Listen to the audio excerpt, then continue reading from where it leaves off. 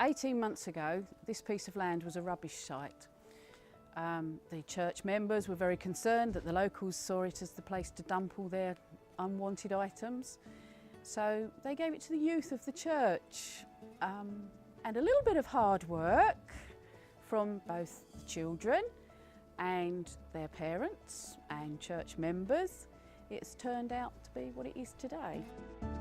We have a lot of children in this area where they live in flats, we have a lot of community housing, and they just don't know what it is to dig in mud or to plant a seed or grow vegetables or anything like it. And it's been amazing just how many children have learnt to grow from it.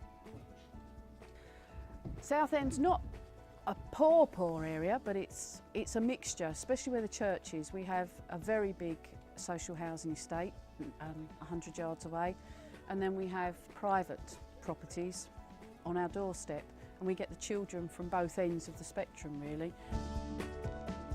We have a very big drug culture in Southend, where there's a park opposite, so we get a lot of youths that just hang around the park because there's not a lot for them to do.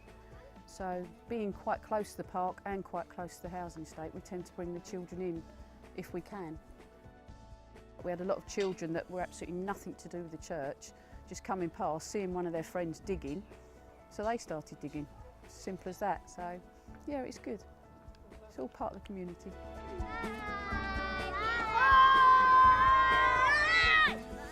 Last year we tried to do it every Saturday afternoon, but it was a heck of a time commitment for the adults involved, and the children, you might get 2 or 3 that turned up every week, and they would always be different ones that turned up.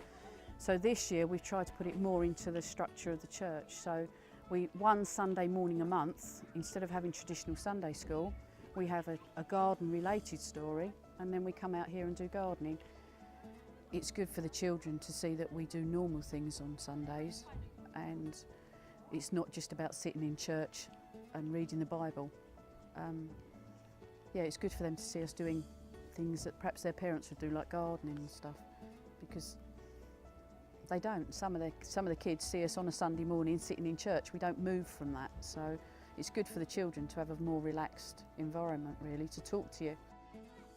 Ultimately, this is God's work, and He produces everything. We plant a little seed, then He looks after it for us, and He then produces the tomatoes, the pumpkins, whatever.